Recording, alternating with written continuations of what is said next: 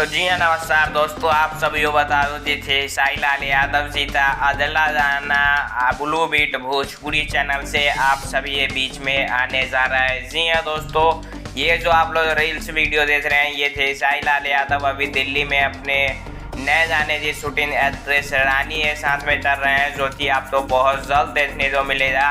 लेकिन उससे पहले आप सभी को 2 से 3 दिन में ब्लू बीट भोजपुरी यानी विवेक सिंह के चैनल से एक नया गाना देखने को मिलेगा, जिससे वीडियो में आपको रक्षा गुप्ता देखने को मिलेंगी।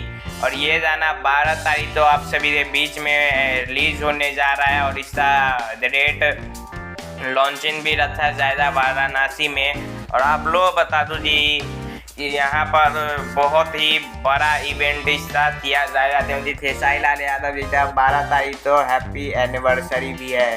तो आप लोग तैयार रहिए, बहुत ही बड़ा धमाका होने जा रहा है ब्लू बीट भोजपुरी से और भी कई सारे चैनलों से एक से बढ़कर एक गाने आप सभी को देखने को मिलने वाले हैं। तो आप लोग तैयार रहिए, कितने एक्साइटेड हैं ज़रूर बताइए।